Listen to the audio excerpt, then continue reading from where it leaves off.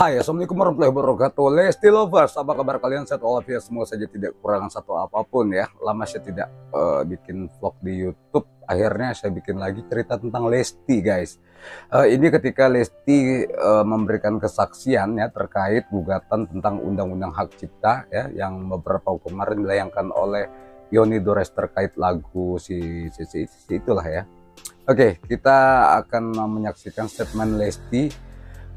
Ini sudah banyak beredar tentunya di platform YouTube ya. Kita mesti tonton, kita simak bagaimana statement Lesti ketika suaranya itu bergetar dan mau menangis, guys ya, menyikapi hal yang menurut saya nggak begitu penting ini ya. Oke, tanpa panjang lebar kita langsung gas lah statement Lesti ya. Namun seperti biasa teman-teman yang baru saja bergabung di sini, yuk gratis bantu share dulu dengan cara subscribe, like, comment, and share di Kas Entertainment. Check it out.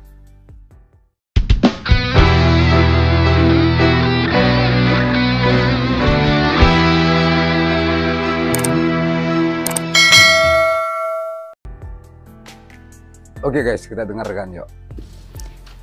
Yang mulia, Majelis Hakim Mahkamah Konstitusi yang saya hormati,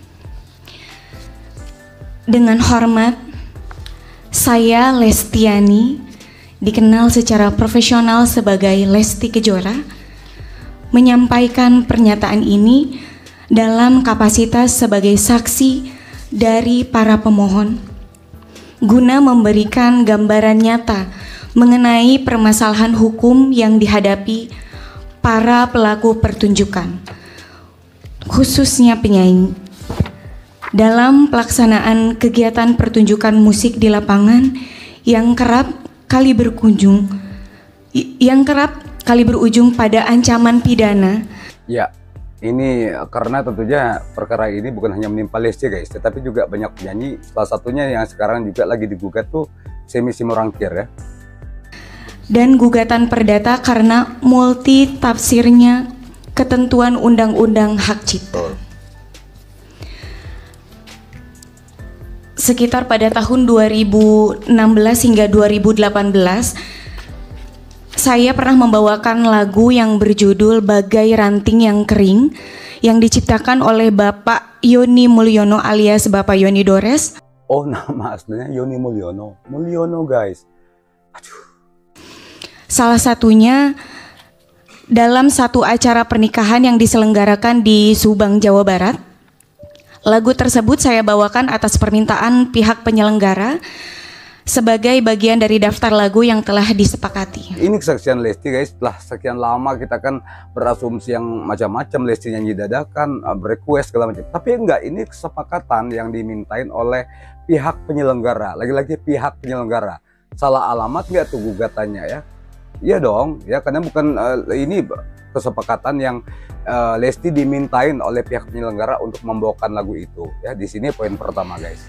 Video-video dari pertunjukan tersebut kemudian diunggah oleh pihak lain, penonton atau penyelenggara, ke sosial media atau di kanal digital yang dikenal YouTube, serta terdapat beberapa unggahan yang berisikan materi berupa foto saya yang ditempelkan sebagai thumbnail atau cover dari video lagu-lagu ciptaan dari Bapak Yoni Dores. Tuh. Ini poin kedua. Jadi yang mengupload ya video tersebut live-nya Lesti ketika itu ya, bukan Lesti, sudah bisa dipastikan karena di sini Lesti bersaksi loh. Ini bersaksi loh.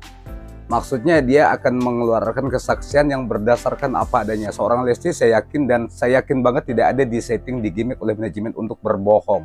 Saya yakin sekali ya, itu tidak akan pernah terjadi. Ini kesaksian Lesti menyatakan bahwa dia tidak pernah mengupload ataupun apa itu, enggak tahu lah, dari penonton, pihak penyelenggara. Ini poin keduanya. Poin keduanya yang menyatakan bahwa menurut saya ya, lagi-lagi Lesti tidak harus digugat dan lain sebagainya ya. Poin kedua, lanjut dulu. Saya dan pihak manajemen tidak mengetahui atau menyetujui proses unggahan tersebut maupun elemen visual yang digunakan oleh pihak lain.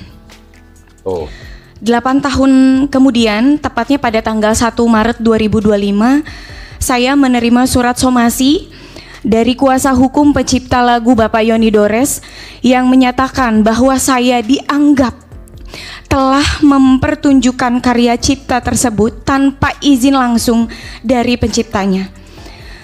Di dalam surat somasi tersebut, saya bahkan dituding telah melakukan pelanggaran ketentuan pidana dalam Undang-Undang Nomor 28 Tahun 2014 tentang hak cipta.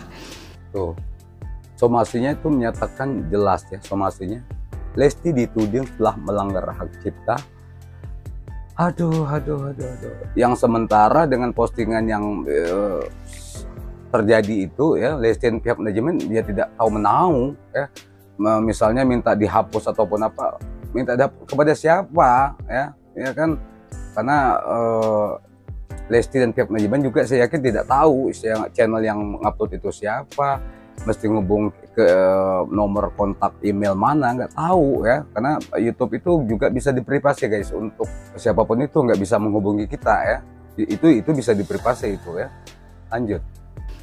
Tidak berhenti sampai di situ, pada tanggal 18 Mei 2025, saya mendapatkan informasi bahwa Bapak Yoni Dores secara resmi telah membuat laporan polisi terhadap diri saya ke Polda Metro Jaya dengan tuduhan melakukan pelanggaran hak cipta atas penggunaan lagu ciptaannya tanpa izin. Tuh, mulai di sini Lesti sudah bergetar suaranya. Dia sedih loh guys, dia sedih loh di sini. Dan itu manusiawi sekali dan wajar sekali ya.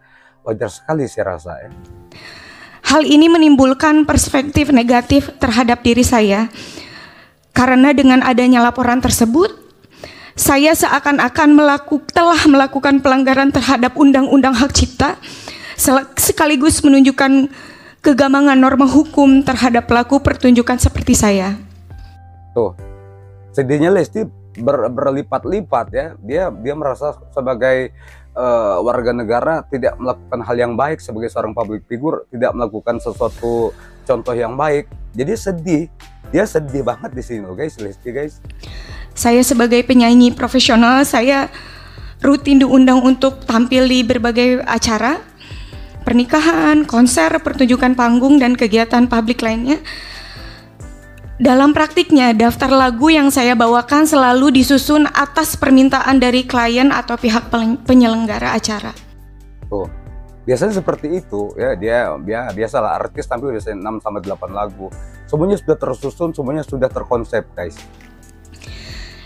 Biasanya saya menyanyikan lagu sekitar 6 atau sampai 8 lagu dalam satu pertunjukan, kurang lebih separuhnya adalah lagu milik saya sendiri dan sisanya adalah lagu milik pencipta lain. Bahkan tidak jarang perubahan daftar lagu terjadi secara spontan di tempat atau atas permintaan klien. Nah, di sini misalnya kan perubahan lagu ataupun segala sesuatunya kan berdasarkan kesepakatan ya, berdasarkan kesepakatan dari klien ataupun kalau dari Lesti lagunya berubah itu saya rasa jarang, karena Lesti seorang artis performer itu akan tampil sesuai dengan list yang sudah ditentukan ya. Tetapi kalau tiba-tiba acara hajatan, tiba-tiba ada request atau apa, memang juga kadang-kadang seorang penyanyi itu ditampilkan lagu apa yang dimauin ya, selama penyanyinya juga nggak masalah gitu ya.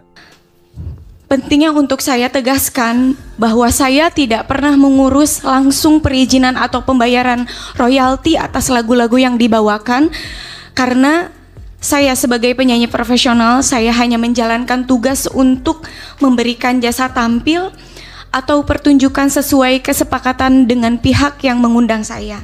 Tuh, itu bukan urusan Lesti ya, dia hanya kesepakatan dari manajemen dan pihak penyelenggara biasanya ya. Sebagai penyanyi, saya tidak memiliki akses maupun kapasitas untuk mengetahui variabel-variabel komersil yang menjadi dasar perhitungan royalti seperti jumlah penonton, harga tiket, atau skala dan kategori acara sebagai yang dipersyaratkan dalam sistem lisensi yang berlaku menurut peraturan perundang-undangan. Tuh, yang profesional memang begitu guys, dia istilahnya tuh pasang badan, jadi taunya latihan menyanyi ya. Untuk urusan kostum sudah ada yang nanganin, urusan make up sudah ada yang nanganin, ngatur jadwal sudah, ya semuanya diatur oleh manajemen. Penyanyi profesional sekelas Lesti ya. Somasi yang saya terima disertakan laporan pidana yang dibuat oleh pencipta lagu merupakan bentuk nyata dari kekaburan norma dan ketidakseimbangan posisi hukum antara pencipta lagu dan pelaku pertunjukan. Setuju. Hal ini memperlihatkan betapa lemahnya perlindungan terhadap hak terkait, khususnya bagi pelaku pertunjukan seperti saya, Betul, betul. yang sebenarnya hanya bekerja sebagai profesional berdasarkan kontrak kerja dengan penyelenggara acara. Guys, saya juga seorang penyanyi, saya juga seorang pencipta lagu walaupun hanya di daerah. Saya bisa merasakan bagaimana kegamangan hati Lesti saat ini. Dia hanyalah seorang penyanyi, ya. Pada waktu dia curhat ini adalah sebagai seorang penyanyi profesional yang merasa ada sesuatu yang tidak adil ya, tentang hak hukumnya dia di sini ya. Saya lihat ya. Jika penyanyi yang hanya menjalankan tugasnya sebagai pelaku pertunjukan dapat dituduh melanggar hukum pidana hanya karena membawakan lagu populer, maka praktik ini menciptakan kebiasaan buruk bagi dunia pertunjukan dan industri hiburan nasional. Betul, betul. Kalau masalah ini tidak bisa diselesaikan ya dengan Lesti salah satu sebagai contohnya ya, contoh dari penyanyi yang tergugat dalam hal ini, otomatis industri hiburan kita tuh akan kacau ya. Banyak penyanyi yang ya tidak mau membawakan lagu ini ya, karena apa ya? Sebuah lagu yang populer itu ya mau diapain, harus dibawakan dong ya, harus dibawakan. Jadi kalau terkait kasus seperti Lesti ini, akhirnya seorang penyanyi itu wajib bisa menciptakan lagu, jadinya seperti itu karena takut untuk membawakan lagu orang lain itu jadinya. Apa jadinya ini? Apa jadinya ya? Jadi curhat Lesti ini mewakili banget untuk seluruh penyanyi yang ada di Indonesia khususnya. Bahkan dalam kondisi di mana lagu dibawakan secara sah tanpa eksploitasi ekonomi pribadi atas lagu tersebut, ancaman pidana tetap dapat digunakan secara sepihak oleh pencipta. Setuju. Jadi artinya tanpa ada eksploitasi untuk nilai ekonomi dan sebagainya, misalnya seorang pengamen ataupun orang yang sedang iseng-iseng nongkrong di gang, di teras rumah nyanyiin lagu tanpa izin penciptanya, itu bisa dituntut artinya. Ya dong, tanpa izin dari penciptanya soalnya. Ya kan? Dan bahkan sampai saat ini, izin yang mulia, saya masih digantung sebagai terlapor dan itu sangat berdampak negatif sekali kepada saya selaku. Ini tambahan ya? Betul Pak, ini tambahan izin sekali Pak. Dia merasa masih digantung dalam hal ini ya. Tambahan izin sekali Pak. Saya juga ingin kejelasan. Di media saya mendengar bahwa saya akan dihadirkan sebagai saksi atau dipanggil atas pelanggaran hak cipta, tapi sampai detik ini belum ada kejelasan. Jadi saya mohon sekali bantuannya untuk kasus saya ini terkhusus. Terima kasih. Assalamualaikum warahmatullahi wabarakatuh. Waalaikumsalam. Tuh guys, semua tadi sudah ditutup Lesti dengan suaranya yang bergetar, dengan suaranya yang Lesti udah aduh. Miris banget guys, miris banget dengan hal ini ya. Tetapi saya yakin semua ini pasti bisa diatasi ya, dan kita berharap semuanya doakan Lesti tetap sabar ya. Di sela-sela kesibukannya mengurusi hal-hal sepertinya yang menurut saya tuh nggak seharusnya ya. Oke, sudahlah. Semoga saja ini bisa menjadi pelajaran buat semuanya ya. Dan saya yakin tidak berdampak buruk apapun setelah ini terhadap Lesti ya. Mudah-mudahan amin ya.